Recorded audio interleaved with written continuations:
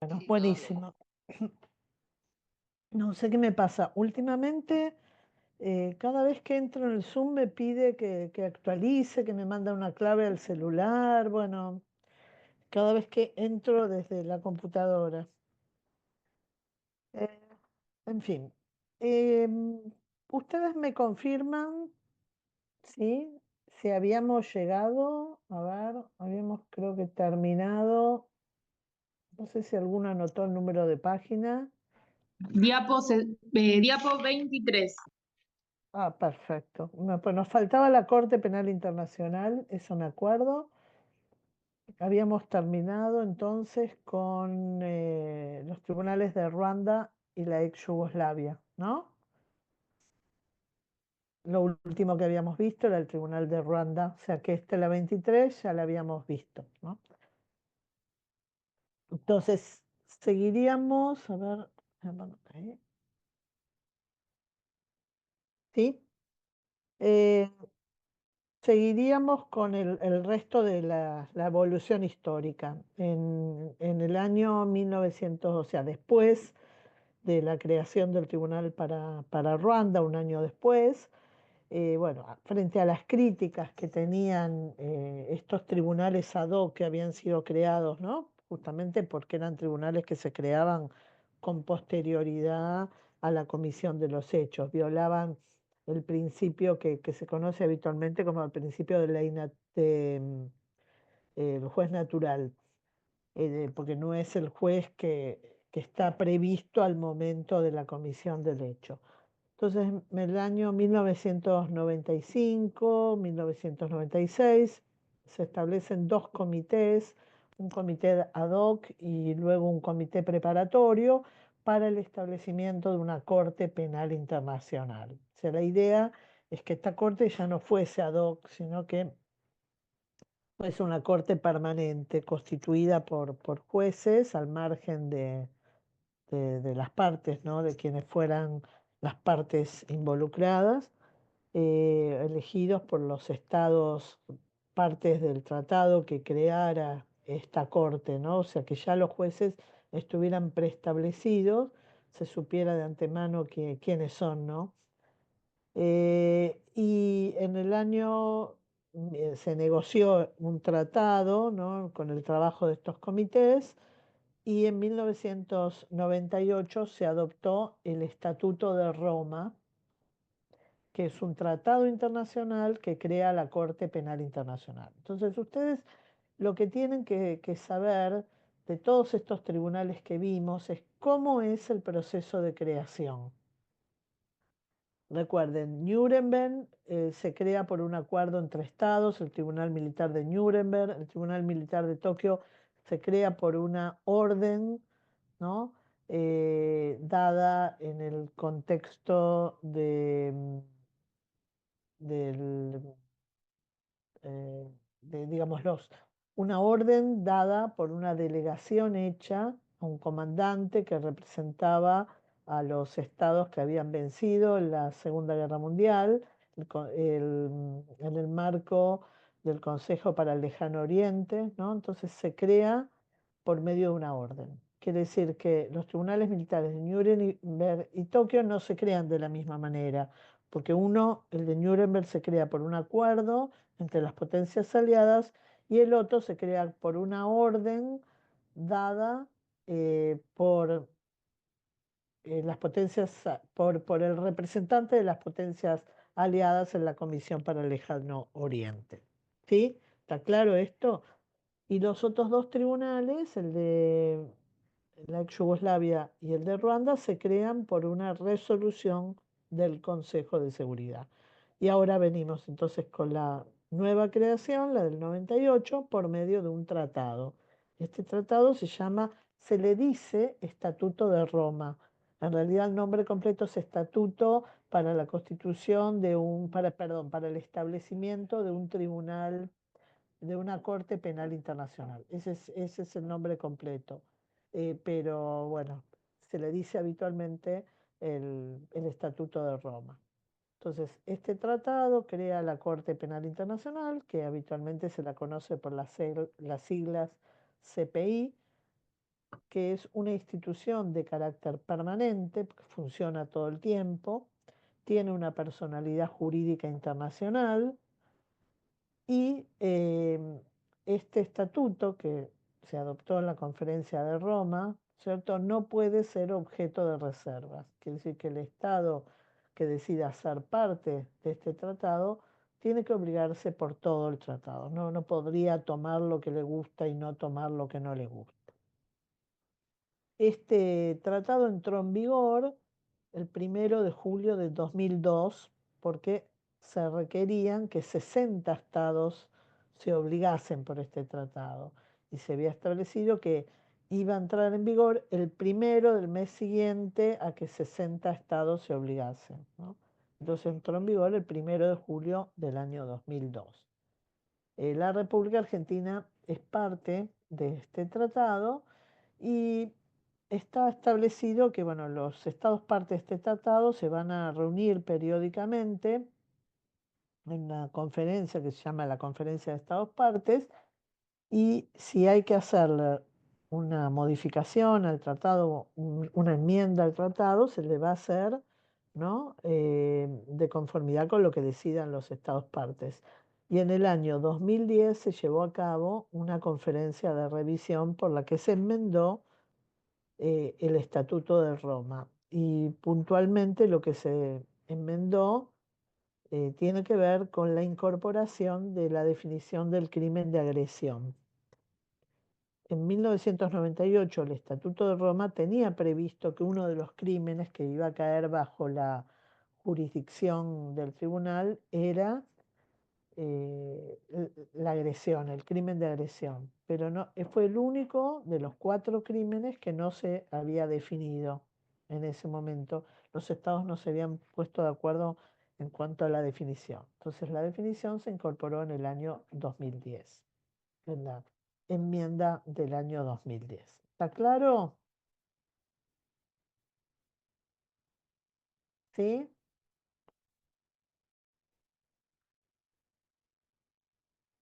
Bueno, eh, después, ahora vamos a volver con la Corte Penal Internacional, pero seguimos un poquito la evolución histórica. En el año 2010, el Consejo de Seguridad, esto ya lo adelantamos, crea el mecanismo residual de los tribunales penales ad hoc, ¿no? El de Ruanda y el de la ex Yugoslavia, para poder, digamos, dar por terminada la labor de esos tribunales y que las cuestiones pendientes, que quedaran pendientes de esos 2 tribunales, continuaran en el mecanismo residual, ¿no? Entonces, durante un tiempo, como también vimos la clase pasada, este mecanismo residual funcionó en paralelo con los tribunales penales hasta que finalmente terminaron, ¿no? Y quedó, en la actualidad solamente funciona este mecanismo residual, ¿no? Entonces, el mecanismo residual tiene 2 subdivisiones, una que corresponde a lo que era el Tribunal de Ruanda y otra al Tribunal de la ex Yugoslavia.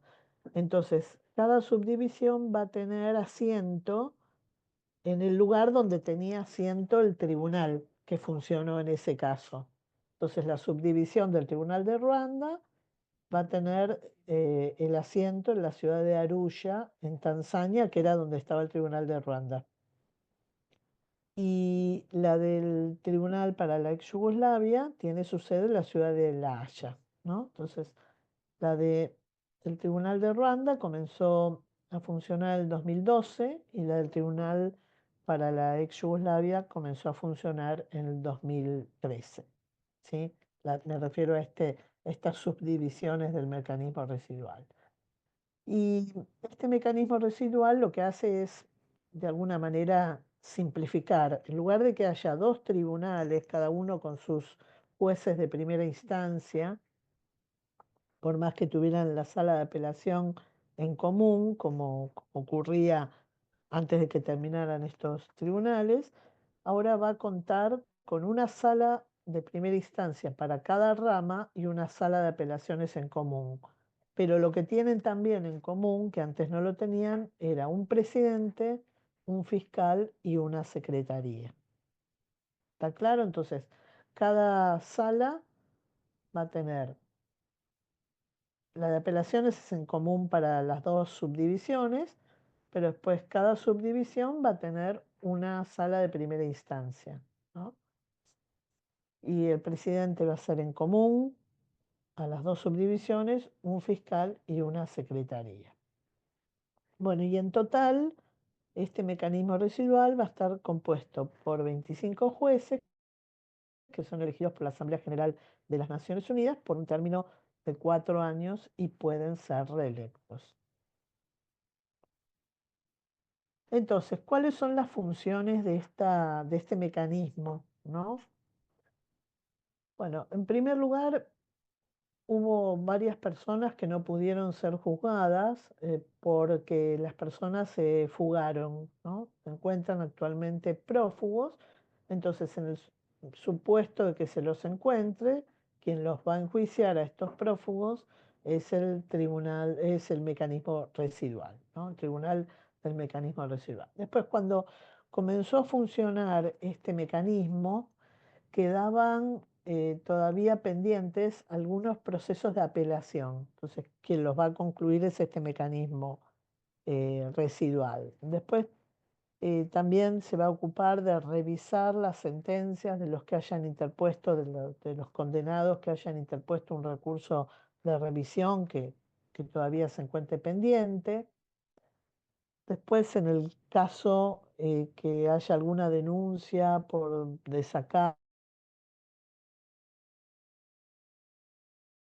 o falso testimonio, bueno, también la va a llevar adelante este mecanismo, a monitorear los casos que se remitieron a los tribunales nacionales, porque eh, estos tribunales no es que juzgaron absolutamente todos los casos, algunos casos los remitieron a los tribunales nacionales. Entonces, esos tribunales tenían, el Tribunal Internacional tenía la supervisión. Bueno, ahora va a quedar a cargo del mecanismo residual. Después hubo algunos testigos que estaban en carácter de protegidos, ¿no? Que prestaron testimonio, pero como testigo protegido. Bueno, quien va a continuar con esa protección es el mecanismo residual. Y por último, supervisar la ejecución de las sentencias y atender a las solicitudes de clemencia o liberación anticipada en el caso corresponda. Bueno, antes de empezar con la Corte Penal Internacional, quería saber si había alguna duda hasta acá de esta evolución que vimos.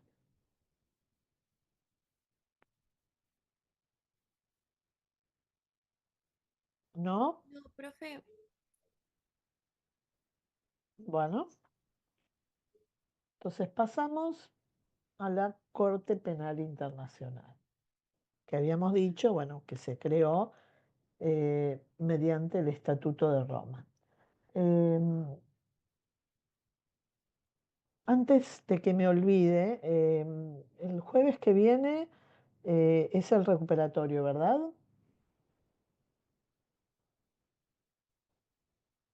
sí. Sí. Bueno, al recuperatorio solo tienen que ir en forma presencial los alumnos que tienen que recuperar. Para los que no tienen que recuperar no hay clases. Así que aprovechen para ponerse al día con la lectura, todo lo que tienen que leer, ¿no?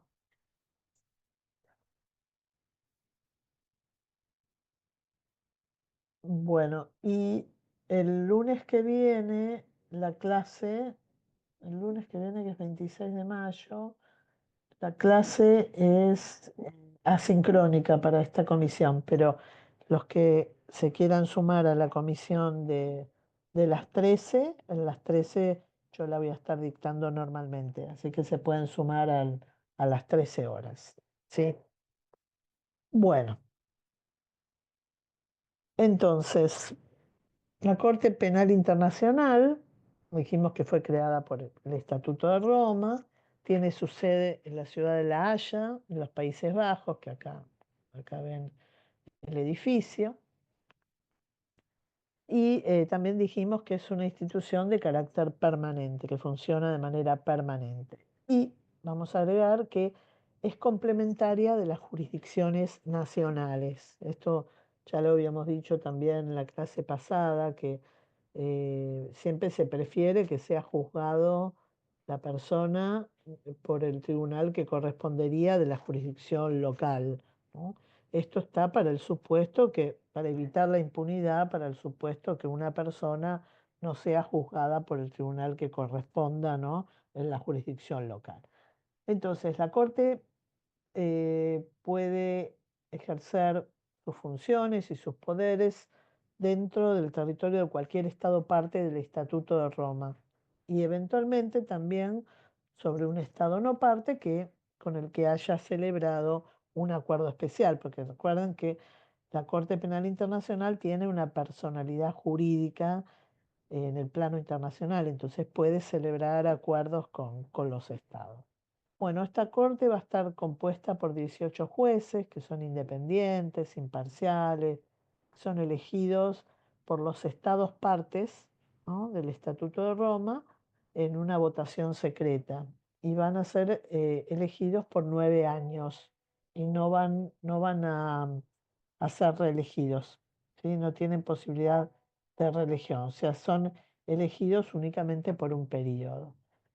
Y tienen que tener competencia, ¿no?, en materia penal y procesal o en las áreas relevantes del derecho internacional, como ser el derecho internacional humanitario y los derechos humanos. En general, más o menos la mitad de los jueces, ¿no?, que integran la Corte son penalistas y la mitad de los jueces son internacionalistas, ¿no?, pero con esas especializaciones en derecho internacional humanitario y en derechos humanos, ¿no? Y también dentro de esos 18 se busca que estén representados los principales sistemas jurídicos del mundo, ¿no?, y las principales regiones, ¿no?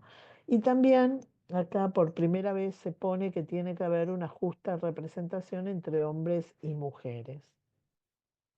Y además, bueno, se pone lo que siempre se pone en todos los tribunales internacionales, que no puede haber dos jueces que tengan la misma nacionalidad. Entonces, los principales instrumentos, a ver, que relacionan a la Corte Penal Internacional son, en primer lugar, el Tratado Marco, que es el Estatuto de Roma. Después, un reglamento que se llama Reglas de Procedimiento y Evidencia. Son reglas procesales, ¿no?, y de prueba. Después, un documento muy importante que se llama Elementos de los Crímenes, que lo que hace es describe cuáles son los requisitos, porque el Estatuto de Roma define los crímenes y establece los requisitos de las categorías de los crímenes, pero lo que hace este documento que se llama Elementos de los Crímenes es establecer los requisitos, que acá se llaman elementos, ¿no?, de los crímenes, los requisitos de cada uno de los crímenes en particular. Es decir, hay categorías de crímenes. Por ejemplo, una categoría son los crímenes de lesa humanidad. Pero dentro de los crímenes de lesa humanidad yo encuentro la tortura, la desaparición forzada, ¿sí? Entonces, este documento lo que va a establecer es los requisitos o elementos de cada uno de esos crímenes en particular, más allá de lo que serían los elementos de la categoría, porque los elementos de la categoría están especificados ya en el Estatuto de Roma. Después también la Corte tiene su propio reglamento. La diferencia entre el reglamento de la Corte y el Estatuto es que el Estatuto es el instrumento principal que adoptan los estados, mientras que el reglamento de la Corte lo adoptan los propios jueces. Es como que en el reglamento de la Corte se especifican algunas cosas que están en el Estatuto de Roma. Cuestiones vinculadas a... Es como la diferencia entre una ley y un reglamento, que el reglamento lo que hace es reglamenta lo que está en la ley. Bueno, acá el reglamento de la Corte lo que hace es reglamenta los puntos que están establecidos de manera más general en el Estatuto de Roma. Y después hay varios códigos de conducta, regulaciones, entre otros instrumentos, ¿no? Que regulan situaciones en particular.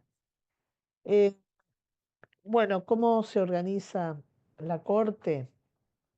Dijimos que hay una asamblea de estados partes. La asamblea de estados partes es la que se reúne periódicamente y que en caso de necesitar una enmienda va a proceder a la enmienda de estos instrumentos, ¿no?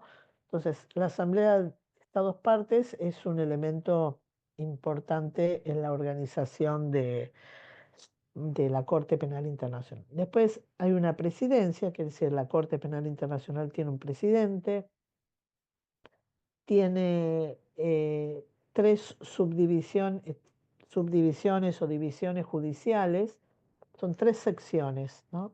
Una es la sección preliminar, otra es la primera instancia y otra es la instancia de apelaciones. Entonces, todos los casos que llegan a la Corte llegan primero, pasan por una sección preliminar, después van a la sección de primera instancia y después van a la sección de apelaciones en el supuesto de que haya habido una apelación de la sentencia, que generalmente si la persona es condenada se produce una apelación. Después está la oficina del fiscal. El fiscal es quien realiza la acusación, ¿no? Entonces el fiscal, junto con otros fiscales, funciona en esta oficina del fiscal. Después el- la Corte Penal Internacional tiene una secretaría y después también hay un fondo fiduciario de asistencia a las víctimas. ¿Alguna duda con esto?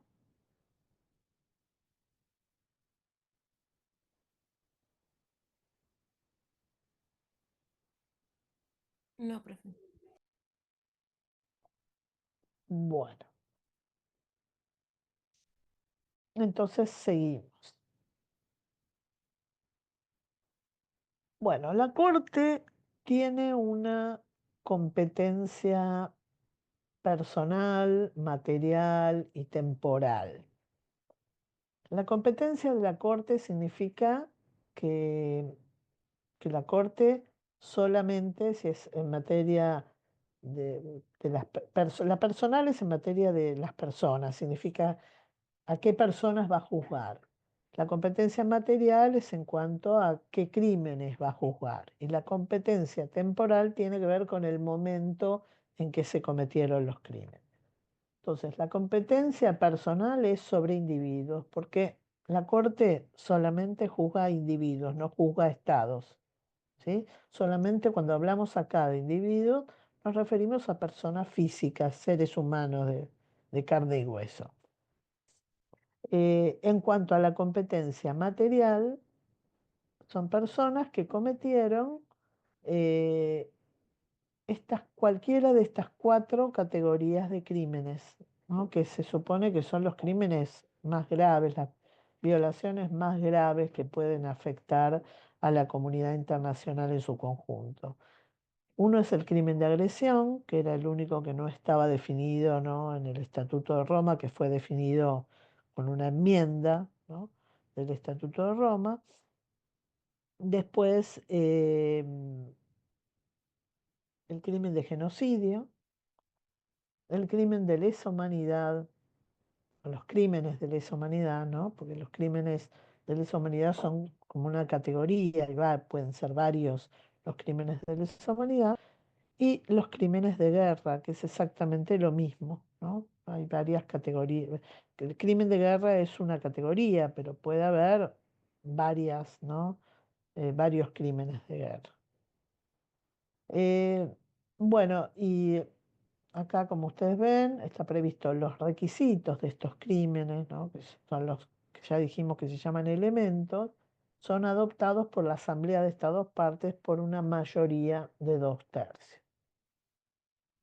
Y en cuanto a la competencia temporal, se trata de crímenes cometidos con posterioridad a la entrada en vigor del estatuto. Como ustedes ven, esto es para responder a esa crítica que había, ¿no?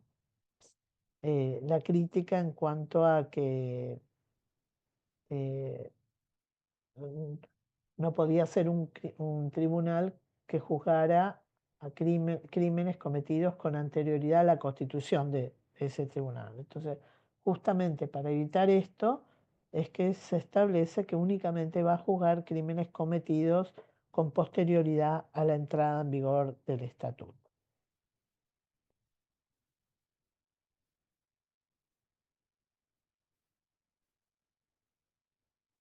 Bueno, para que la Corte pueda ejercer su competencia, ¿sí? Porque a qué personas va, ya sabemos qué crímenes va a juzgar, pero a qué personas va a juzgar, ¿no? Entonces, para, para evitar, para saber esto, a quiénes va a poder juzgar, se establecen las condiciones para el ejercicio de la competencia. La Corte puede ejercer su competencia en casos que le remita un Estado parte al fiscal o en los casos en que se inicien por la propia investigación del fiscal. El fiscal investiga un hecho y el propio fiscal decide someter a juzgamiento a esa persona, ¿no? Hacer una acusación contra esa persona.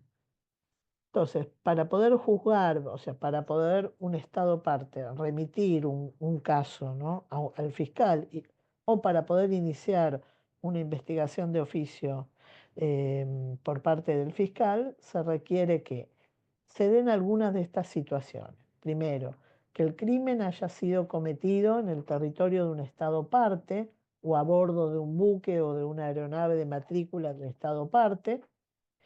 Ese sería el requisito que tiene que ver con la territorialidad, ¿no? Por ejemplo, un crimen que se comete en Argentina. Como Argentina es un Estado parte del Estatuto de Roma, podrá ser objeto de una investigación. O si el acusado es nacional de un Estado parte. ¿Cuál sería el principio que se aplicaría acá? Porque no es el de territorialidad. ¿Cuál sería?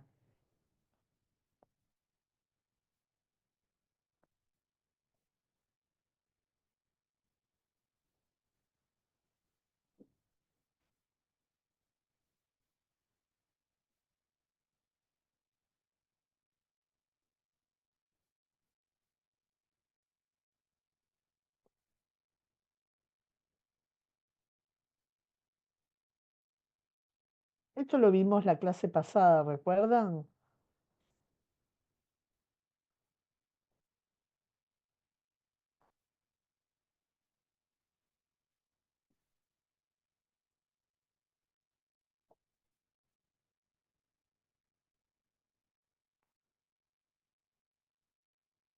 ¿Puede ser de nacionalidad? Sí, pero había dos criterios. ¿Cuál sería el de nacionalidad?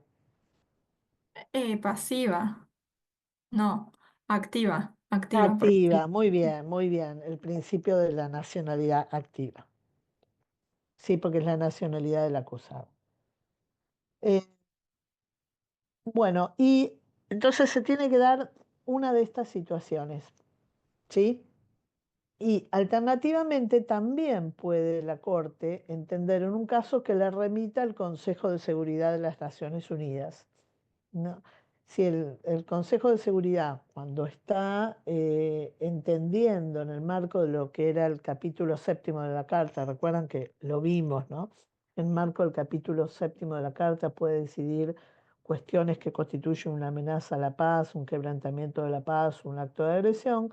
Si en ese marco encuentra, por ejemplo, que en algún lugar se están cometiendo crímenes de guerra, puede remitir al fiscal una situación, ¿no es cierto?, para que el fiscal la investigue y en el caso eventual que constate, eh, pueda iniciar, ¿no?, una acusación. Así que ese sería como el tercer supuesto. Eh, bueno, entonces el fiscal dijimos que va a iniciar, puede iniciar investigaciones de oficio, ¿no? Va a analizar toda la prueba existente, puede pedir información a los estados o organizaciones órganos de Naciones Unidas o ONGs, y si encuentra que hay una base razonable para procesar a la persona, va a proseguir el juzgamiento, ¿no? La acusación.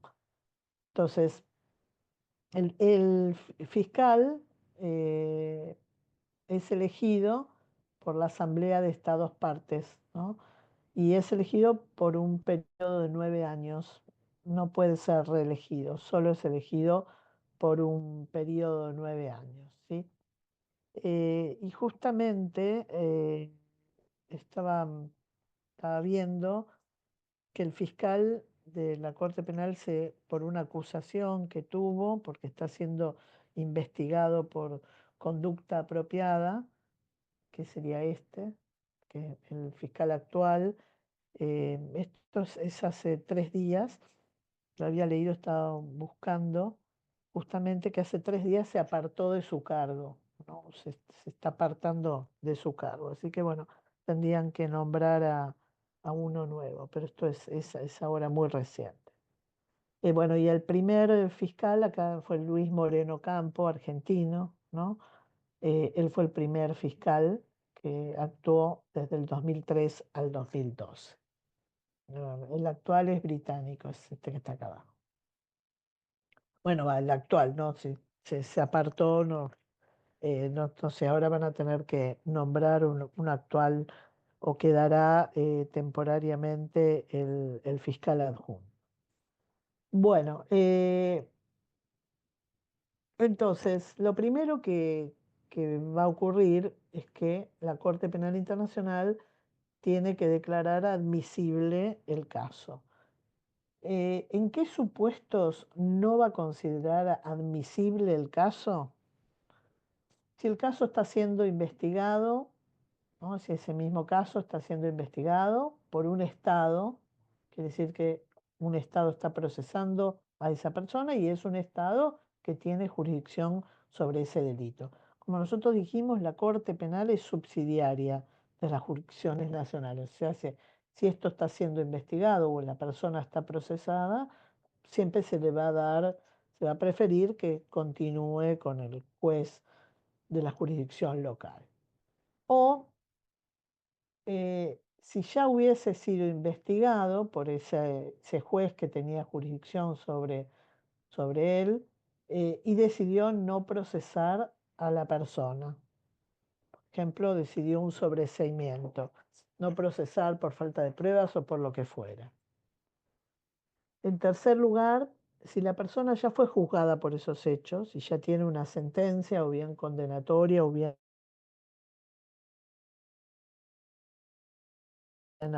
absolutoria, o si no es de suficiente gravedad, porque dijimos que estos tribunales penales internacionales juzgan los casos más graves, ¿no?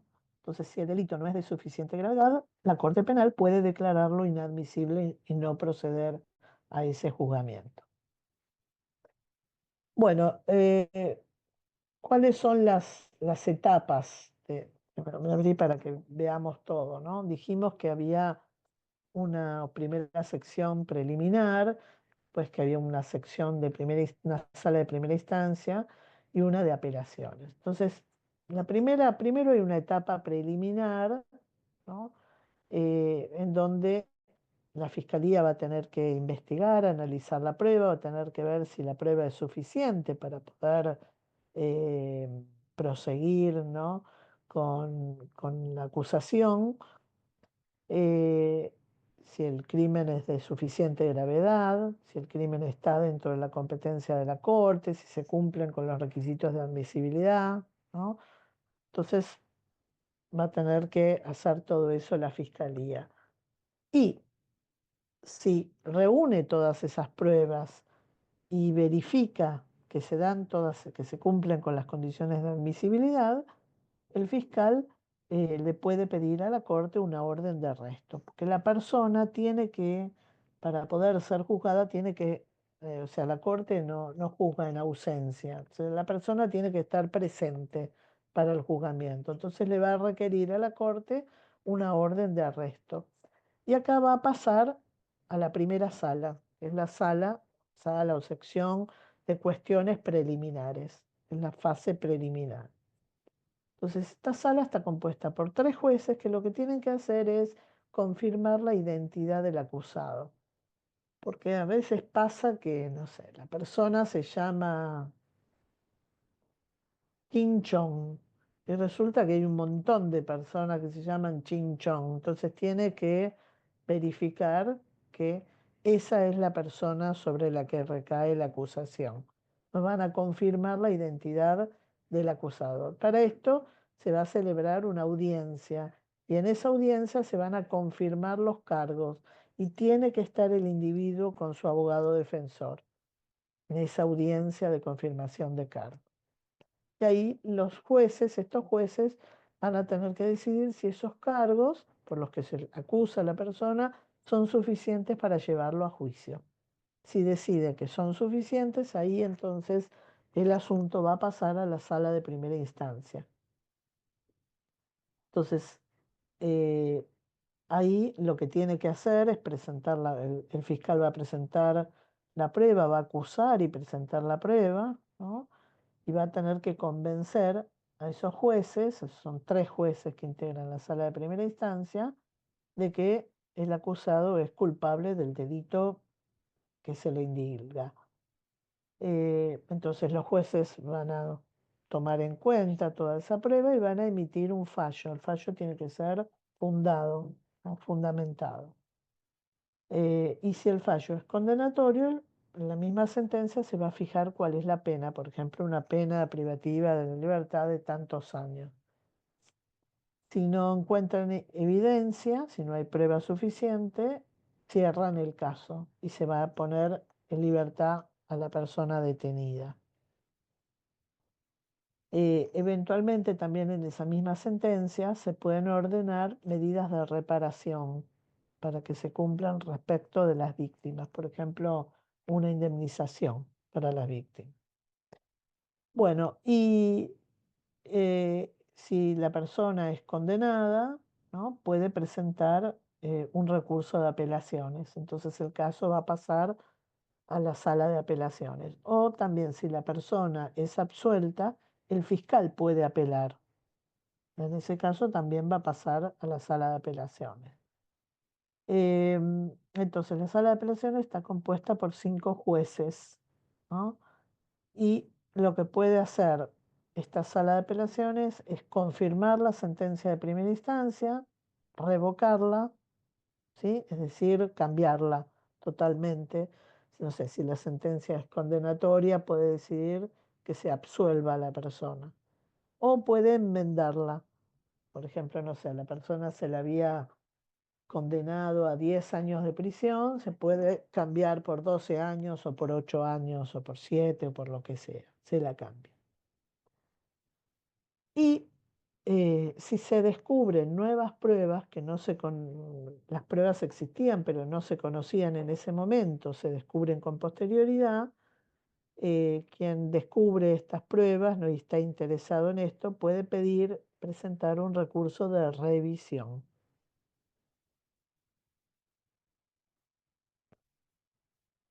Bueno, ahí tienen ustedes algunas fotos para que vean, ¿no? Los jueces que están en una sesión, los fiscales. Bueno, van a aplicar, estos son los principios que van a aplicar: el principio de cosa juzgada, no hay crimen sin ley, no hay pena sin ley, irretroactividad, ley penal más benigna, responsabilidad penal individual, edad, irrelevancia de la función oficial, dolo, imprescriptibilidad, órdenes superiores, exclusión de la responsabilidad y también hay un principio que tiene que ver con la responsabilidad del comandante. Acá esto yo se los voy a dejar para que después ustedes lo vean, ¿sí? Ustedes despliegan acá cada uno y ahí tienen la explicación. Algunos de estos principios ya los vimos nosotros. ¿Recuerdan cuando vimos la introducción al derecho internacional penal? Ya vimos algunos de estos principios, así que esto después se los dejo para que ustedes lo lean.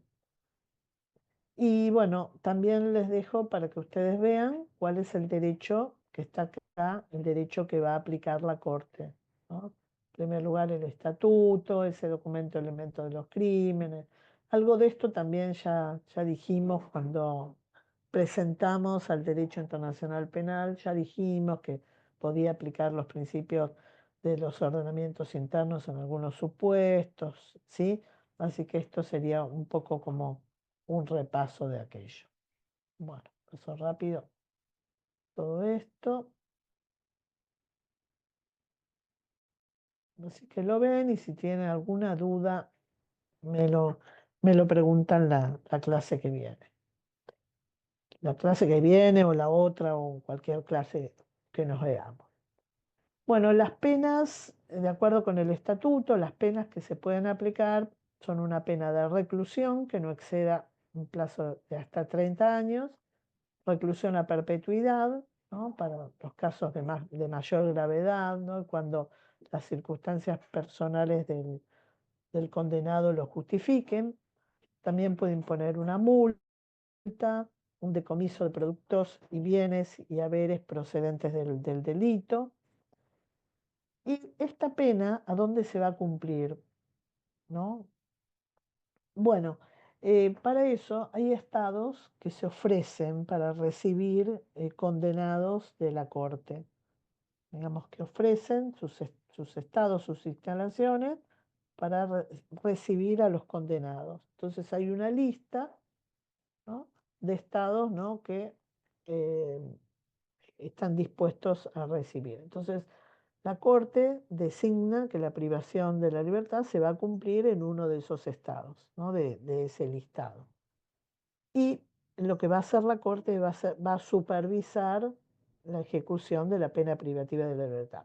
Pero las condiciones de ejecución, ¿no?, se van a regular, se van a regir por la legislación interna del lugar donde el interno va a ir a cumplir con la pena, ¿no? Por ejemplo, si viene a la Argentina, a una cárcel argentina a cumplir la pena, se va a aplicar la legislación argentina. Pero lo que establece el estatuto es que deben respetarse las normas generalmente aceptadas en en las convenciones internacionales sobre el tratamiento de reclusos, ¿no?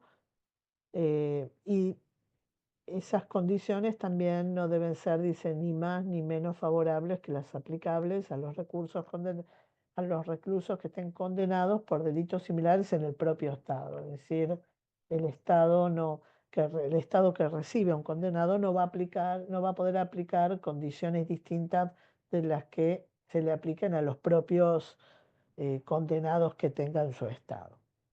Esto que ustedes ven acá es un centro de detención que está dentro de la Corte Penal Internacional o cerca de la Corte Penal Internacional, y esto es para mantener en custodia a las personas que están siendo procesadas y que tienen que estar, no pueden estar en otro país porque tienen que ir a las audiencias, ¿no? Entonces tienen que estar en un lugar cercano. Bueno, este es el centro de detenciones para que vean más o menos cómo es el pasillo que da a las celdas y las comodidades que tiene cada celda. Bueno, ¿alguna duda con respecto a esto?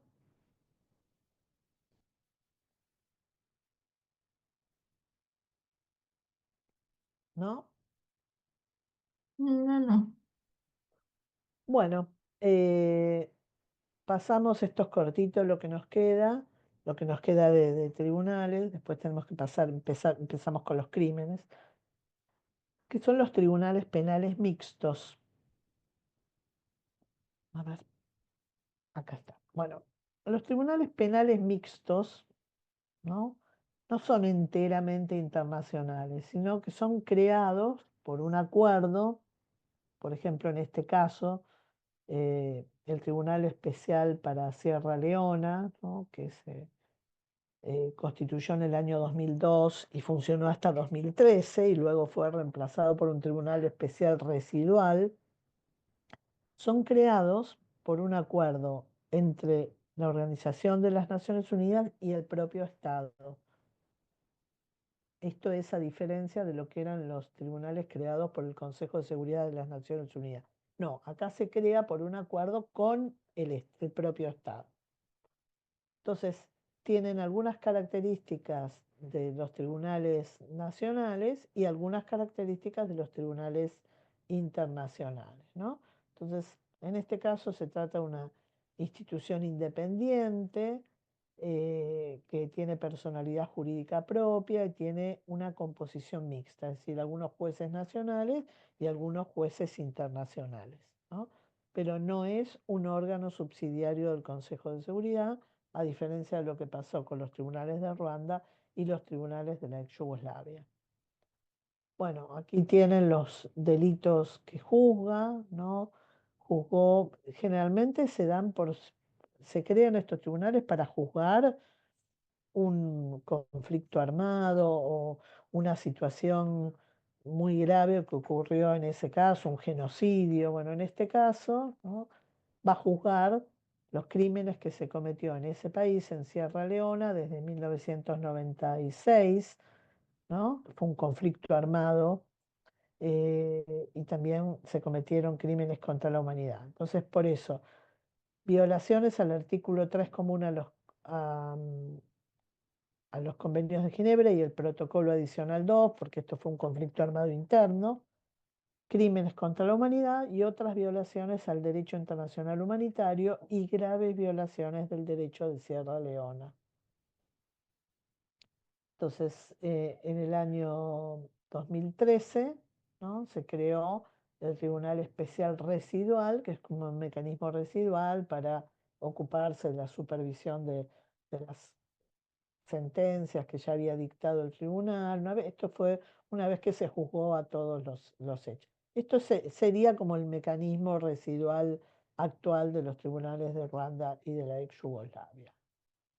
Y este mecanismo residual también empezó a funcionar en 2013, se creó en 2010, pero empezó a funcionar en 2013 cuando terminó el otro mecanismo y también se creó por un acuerdo entre la ONU y Sierra Leona. ¿Está claro? Bueno, y acá tienen otros 4 tribunales mixtos. Las salas especiales para Timor-Leste o Timor Oriental, que funcionó en esos años 2000 a 2005, que fue creada esto por una misión del Consejo de Seguridad. El Consejo de Seguridad envió una misión a Timor Oriental y esa misión creó esta sala especial para Timor-Leste, para juzgar los hechos cometidos en el año 1999. Después están las salas especiales de los tribunales de Camboya, que fue creado entre un acuerdo entre Naciones Unidas y Camboya para los crímenes cometidos en el periodo de 1975 a 1979, ¿no? Que se la denominó el periodo de la Kampuchea Democrática. Entonces, en ese periodo iba a juzgar los hechos. Después el Tribunal Especial para el Líbano, que también se creó por un acuerdo entre la ONU y el Líbano para juzgar también hechos cometidos en un periodo puntual de 2004 a 2005. Y por último, este es el que sería una duda de si es o no un tribunal mixto. Es el Tribunal Especial Iraquí. ¿Por qué se duda? Y porque esto no, fue creado internamente por el Consejo de Gobierno iraquí, ¿no? Entonces, uno diría, bueno, pero es un tribunal interno. Bueno, pero tiene algún elemento de internacionalización. Por eso algunos lo califican como un tribunal penal mixto, ¿no? También para juzgar hechos cometidos en un periodo determinado. Juzga a nacionales iraquíes y también a residentes en Irak por hechos cometidos en ese periodo. Y hay una suerte en la composición de este tribunal, de composición por personas también que integren extranjeros el juzgamiento de este tribunal. Por eso algunos lo califican como un tribunal mixto. Bueno, si no hay dudas, entonces pasamos a ver los crímenes de lesa humanidad. ¿Sí? Mientras abro la otra presentación, si alguno tiene alguna duda. ¿Este PowerPoint lo van a mandar hoy? Sí, lo vamos a subir hoy, porque yo no se los había mandado la semana pasada porque no lo había terminado, pero ahora que ya terminamos, ahora se los mando.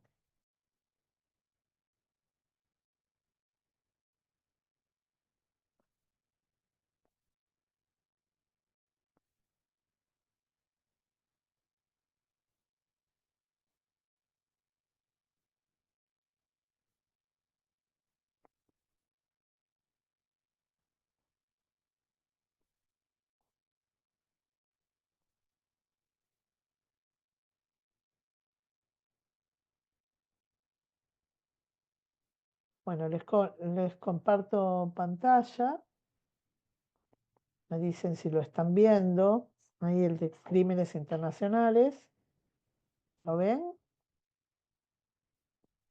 Sí, sí. Sí. Bueno, es el segundo PowerPoint.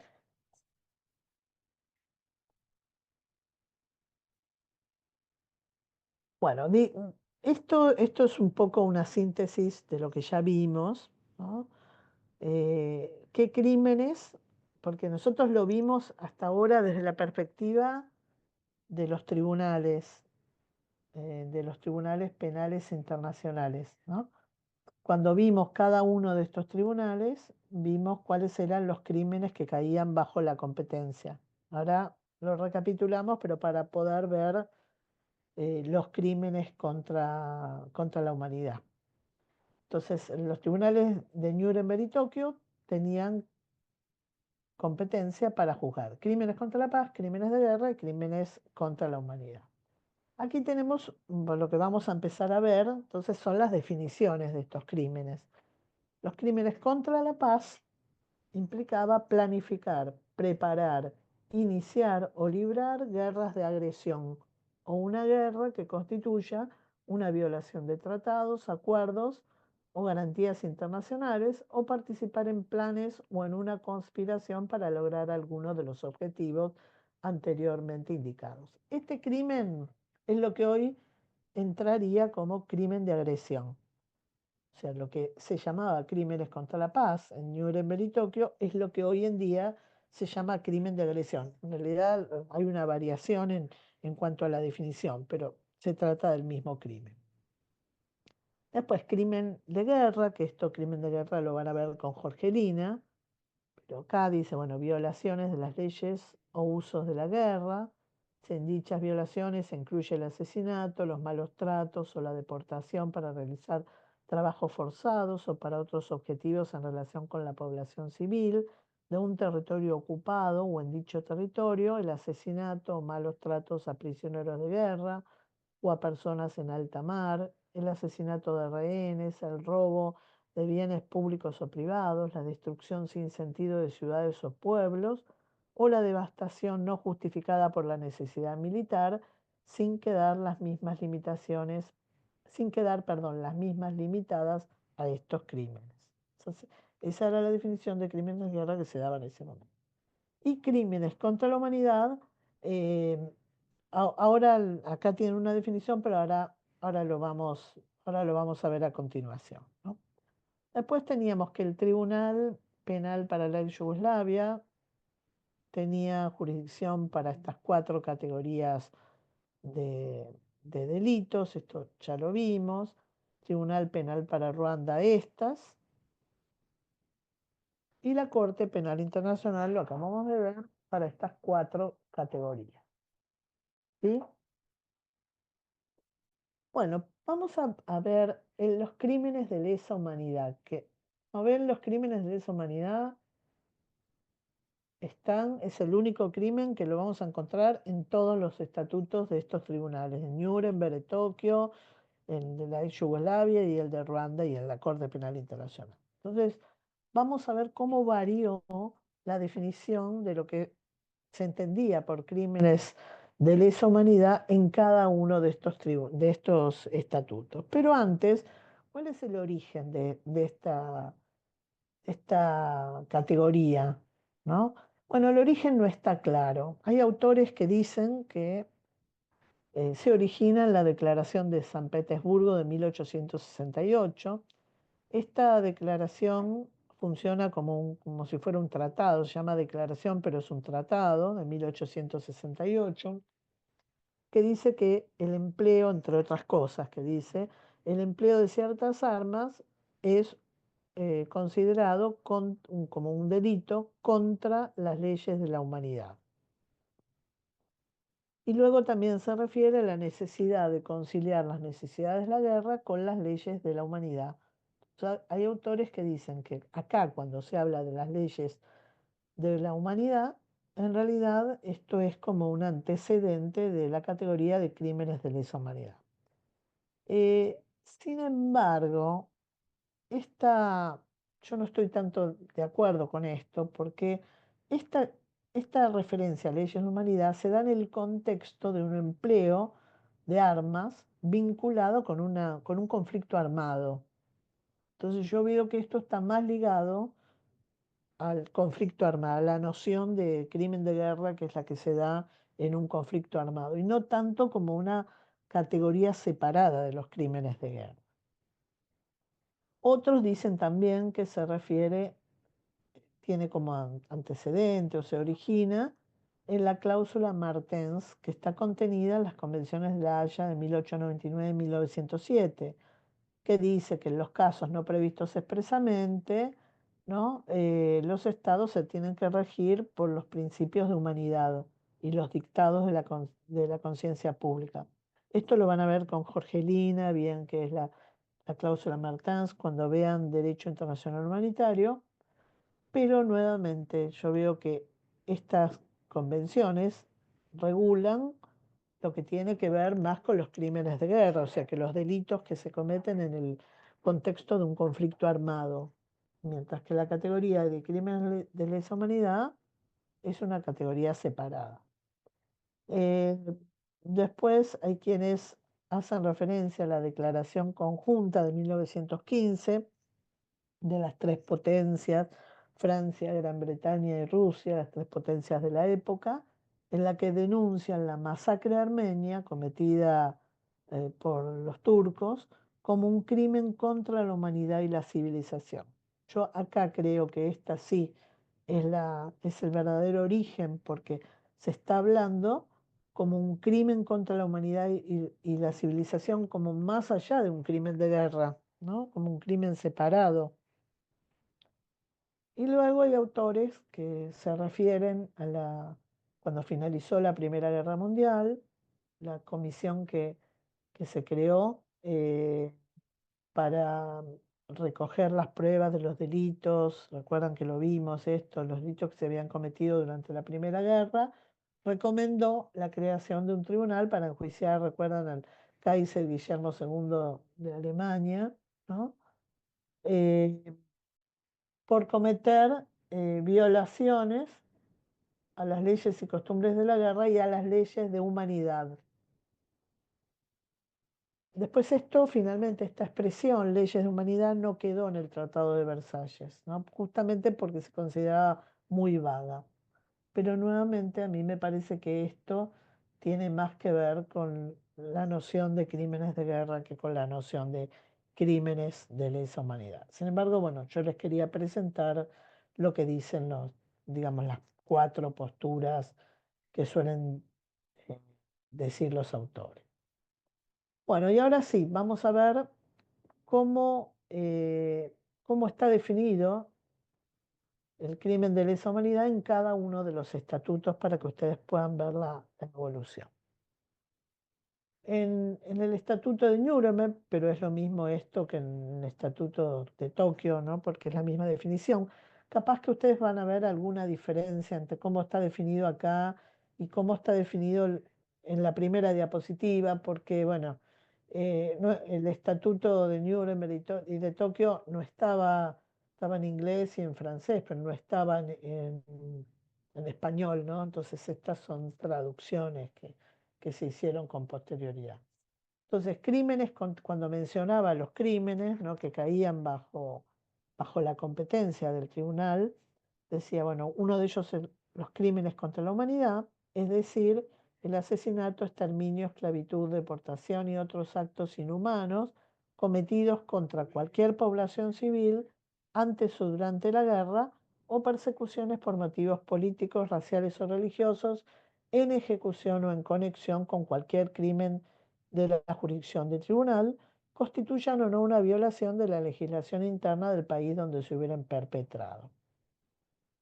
Entonces, es algo común a todos los tribunales que enuncian cuáles son los crímenes de lesa humanidad. No es que hay un crimen de lesa humanidad, son varios. Asesinato, exterminio, esclavitud, etc. ¿no? Entonces, primero da una enumeración de cuáles son estos crímenes. Ven que dice antes o durante la guerra, porque algunos de estos ya comenzaron a cometerse antes de que se declarara formalmente la guerra. Y después cuando habla de las persecuciones, ¿no?, por motivos políticos, raciales, fíjense que son persecuciones por estos motivos, para que una persona pueda ser juzgada por una persecución, esa persecución tiene que estar en ejecución o conexión con alguno de estos crímenes que vimos acá arriba, o con cualquiera de los otros crímenes, los crímenes de guerra o los crímenes contra la paz, con cualquier crimen de la jurisdicción del tribunal. La persecución aislada por sí sola no es un crimen de lesa humanidad en el marco de este estatuto. Y esto es algo que en general se repite también en los otros estatutos. Después, ¿por qué dice constituyan o no una violación de la legislación interna del país donde se hubieran perpetrado? Y porque los crímenes de lesa humanidad como tal no estaban definidos en los códigos penales, no sé, por ejemplo, de Alemania, ¿no? De Alemania o de otros lugares donde se cometieron estos crímenes, en Polonia o incluso en Japón. Entonces, por eso se puso específicamente esto. Puede ser que alguno, bueno, obviamente el asesinato sí, pero o la esclavitud sí, pero tal vez algunos otros crímenes no estaban definidos, o no todos estos crímenes estaban definidos o no estaban definidos como categoría de crímenes contra la humanidad. ¿Sí? Entonces, tengan en cuenta que el acto se comete contra cualquier población civil, porque este es el elemento que se va a repetir en todos los estatutos, contra cualquier población civil. En general, nosotros vamos a ver que en los crímenes de guerra, las Fuerzas Armadas de un Estado cometen algunos crímenes sobre la población civil del otro Estado, pero no sobre su propia población, sino sobre la población civil del otro Estado. Pero, por ejemplo, lo que constituyó, lo que hicieron los nazis fue cometer crímenes contra la propia población alemana, por ejemplo, los judíos alemanes. Entonces ellos atacaban de alguna manera a su propia población. Por eso acá habla contra cualquier población civil, incluso la del propio Estado. ¿Alguna duda con esto?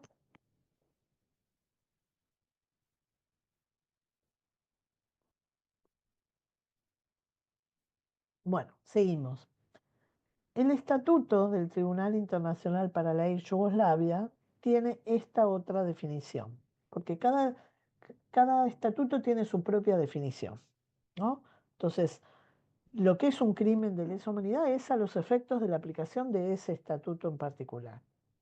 Y dice, el tribunal tendrá competencia para enjuiciar a los presuntos responsables de los crímenes que se señalan a continuación, cuando hayan sido cometidos contra la población civil durante un conflicto armado interno o internacional. Y los actos son asesinato, exterminio, esclavitud, deportación, encarcelamiento, tortura, violación, persecución por motivos políticos, raciales o religiosos y otros actos inhumanos. Si ustedes comparan, por ejemplo, acá la tortura no estaba mencionada. Asesinato, exterminio, esclavitud sí, deportación también, encarcelamiento tampoco y violación tampoco, ¿no? Encarcelamiento tampoco estaba mencionado. O sea que acá hay algunas diferencias, hay algunos actos que se especifican. Acá la persecución no hace referencia a que esté en conexión con otro crimen de la jurisdicción del tribunal, se mantiene contra la población civil y acá se le agrega durante un conflicto armado, interno o internacional. Quiere decir que era condición, en el caso de la ex Yugoslavia, que, no sé, por ejemplo, un acto de tortura aislado no era un crimen de lesa humanidad, era un acto de tortura si estuviera cometido en el marco del conflicto armado que estaba cometiendo que estaba ocurriendo en la ex Yugoslavia.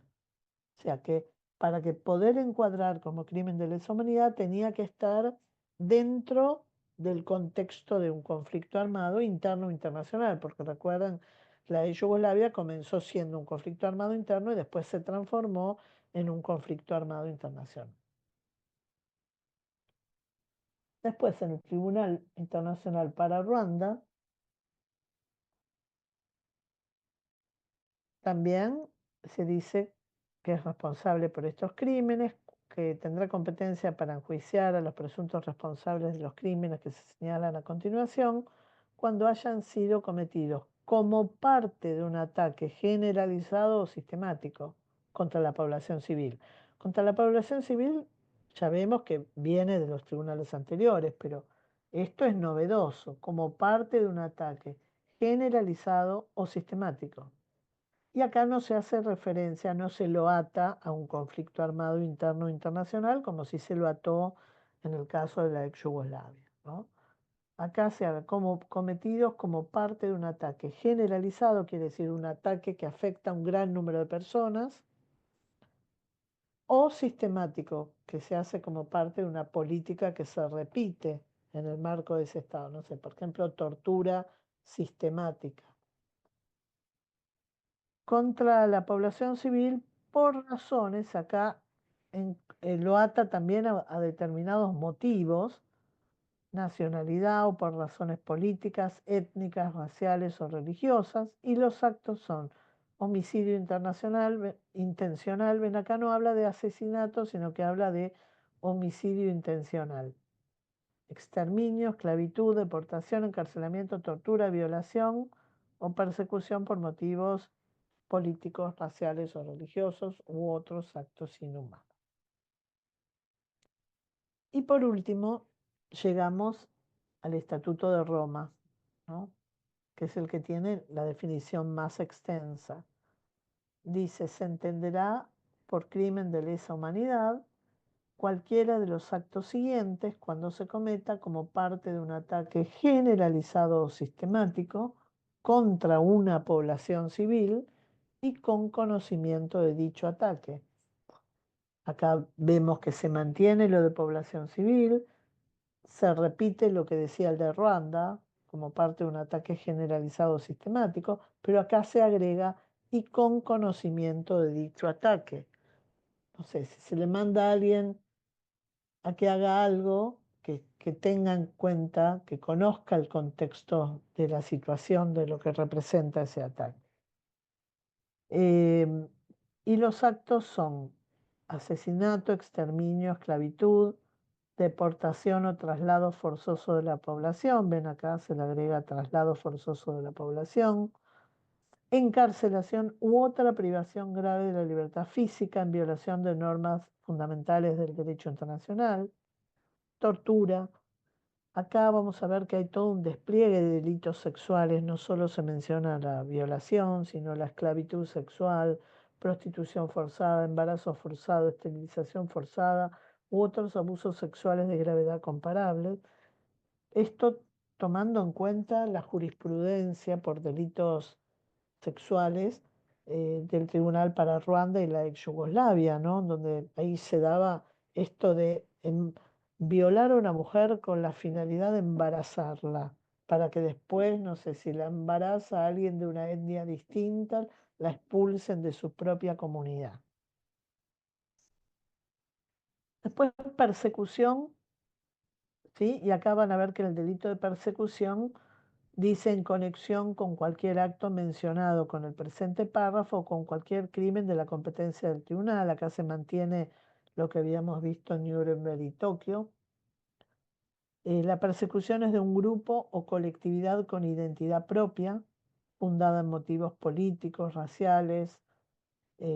Acá esto es mucho más amplio que lo que es el genocidio, ¿no? Porque es un grupo que tiene que tener una identidad propia, pero el grupo puede ser un grupo político, un grupo cultural, un grupo de género, ¿no? Vinculado a cuestiones de género. O sea que esto es mucho más amplio que lo que es el delito de genocidio, ¿no? Entonces, por motivos políticos, raciales, nacionales, étnicos, culturales, religiosos, de género u otros motivos universalmente reconocidos como inaceptables con arreglo al derecho internacional en conexión con cualquier acto mencionado en el presente párrafo, ¿no? O cualquier crimen de la competencia de la Corte. La desaparición forzada de personas, el crimen de apartheid, que no sé si ustedes vieron alguna película vinculada con el apartheid cometido en Sudáfrica.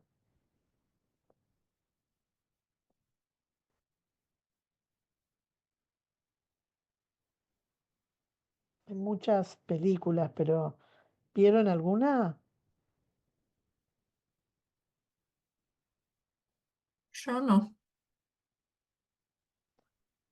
Em, bueno, hay una película muy, muy buena, ya tiene varias décadas, pero es una película muy buena que le muestra, ay, nunca me acuerdo cómo se llama.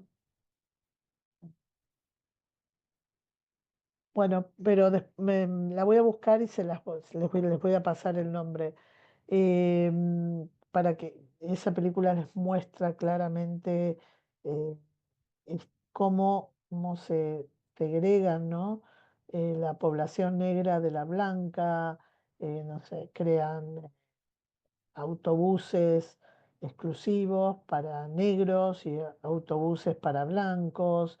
Los negros no podían tener los mismos empleos que los blancos, tenían que vivir en barrios apartados, había, no sé, como toque de queda, no podían reunirse, bueno, todo lo que es el apartamiento, ¿no? que sufría la población, cómo se lo segregaba y las normas, ¿no? terribles que se establecían. Después les voy a pasar por si alguno la encuentra, la ve ahí, es muy representativa de lo que significa este crimen.